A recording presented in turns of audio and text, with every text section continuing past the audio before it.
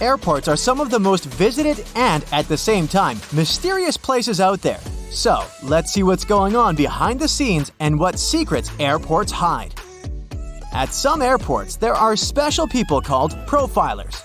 Such people bring to life a special program called SPOT, Screening Passengers by Observation Technique. They analyze your mimics, gestures, and behavior in order to detect suspicious people. Their job is to notice nonverbal signs of anxiety, people licking their lips, itching, or looking around a lot. If a profiler notices a person acting in an unusual way, they can invite them for an inspection. There, they talk to this person, trying to find out more about them and confirm, or not, their suspicions. Airport agents might also be watching you all the way from the security check to your gate. Some airports have facial recognition scanners that can easily track you. They're equipped with special software that compares passengers' faces with their IDs. Keep in mind that if you don't charge your laptop before the flight, it may be confiscated. It's not uncommon for an airport security officer to ask you to power your device up. If you fail to do it, your gadget can be taken away for an additional check. For safety reasons, it's crucial to make sure that it hasn't been tampered with or modified in a way that can cause harm during the flight. Packing an electric brush in your check-in luggage may land you in trouble. Brushes produced by some brands have lithium batteries inside, and those can potentially lead to serious problems in the air. That's why leaving your electric brush in your checked suitcase isn't an option. But you're allowed to store them in your carry-on bag. At the same time, if your device runs on AA batteries, you can put it wherever you want. Anyone who's ever traveled by plane knows about the no liquids rule, but not everybody knows that this rule also applies to peanut butter, toothpaste, creams, lotions, liquid makeup, lava lamps, snow globes, some kinds of medications, deodorant, and even gel shoe inserts. Now, let's go outside for a while and look at those landing spots. Airports charge airline companies huge fees for landing on their runways on certain days and at particular times.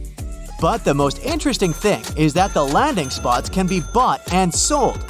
For example, in 2016, Oman Air paid Air France around $75 million for one early morning arrival slot at London Heathrow Airport.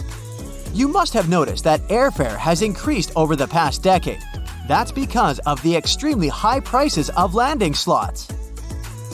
Dispatchers don't only control the planes in the sky, as you can often see in the movies, but they also look after their movements on the ground. They also control the lighting on the runways. There's 3 types of air traffic controllers: en route, terminal, and tower. Each of these dispatchers has their own area of responsibility. One dispatcher has about 5 monitors, and the information on them is constantly changing since the monitors show weather conditions and information about other planes. You know how it sometimes goes. You come to a security checkpoint, and all of a sudden, it turns out you have something prohibited in your carry-on. But worry not, you still have a chance to save your favorite penknife. At some airports, there are on-site postal services, and you might have an opportunity to mail your belongings to any address you provide. But the mailing fees are pretty high. Plus, certain items are prohibited, and the postal service won't deliver them. Airports can be selling your lost luggage right now. Of course, I don't say that there's no chance for you to get back your suitcases that's traveled to a different destination, but just as likely, you might not see it again. In this case, an airport has the right to sell your misplaced belongings at an auction. Most airports have an annual lost luggage sale. After paying an entry fee, you can bid on electronics, clothes, bags, and other stuff. While flying, you might have a celebrity on board, but you won't know it. Large airports have separate check-in and security procedures for celebrities. They often board the plane directly through a hidden door located beside the jet bridge. Some airlines also use cool cars to transfer VIP passengers from the terminal building to the plane. At the same time, most people come to the airport well ahead of time. And the most popular activity while waiting for a flight is wandering through the duty-free zone. And even though people rarely plan to buy anything there, different products end up in their shopping baskets. That's because lots of airports are designed in a special way that makes people feel relaxed and at ease. I'm talking about all those huge windows, a lot of light, massage chairs, and comfortable seating areas. And statistically, calm passengers are 10% more likely to spend money on retail, duty-free, and food. Designers put a lot of thought into airport layouts. It helps to ensure the smooth flow of travelers. And the main point here is easy navigation that can prevent people from getting lost. This is achieved through subtle but very effective design cues. And placing duty-free zones between security checkpoints and boarding gates is one of them. They supposedly help you relax after clearing security and lead you where you need to go.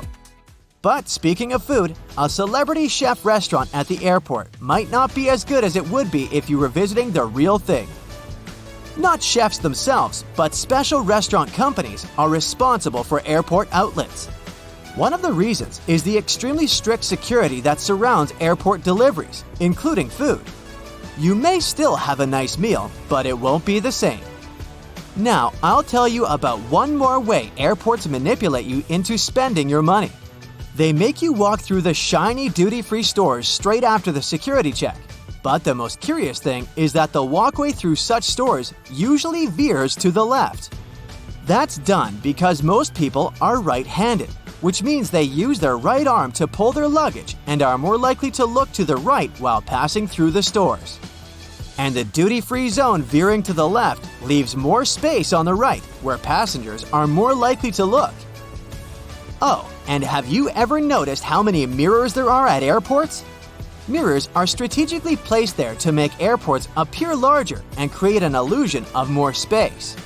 This in turn helps to reduce the feeling of claustrophobia and makes the airport experience more comfortable for travelers. If you have an opportunity, don't exchange cash at the airport. You'll never get a good rate there. Those who didn't buy local currency in advance can instead order it online and collect it at the airport. Some services only need a few hours' notice for such an order, or it might even be better to use an ATM to withdraw some cash at your final destination. Now, have you ever paid attention to airport codes? The most often used are 3-letter codes. Why this number? Back in the 1930s in the USA, pilots used the National Weather Service's 2-letter city codes to refer to airports. But soon, the number of airports in the country outgrew the number of such codes. That's why airlines expanded this system by adding the 3rd letter. It was usually X. That's how LA, Los Angeles, turned into LAX. But even though there shouldn't be 2 airports with the same code, some of these codes sound so similar you could easily mistake one for the other. For example, look at this airport with the code CGP in Bangladesh. And here we have CPG.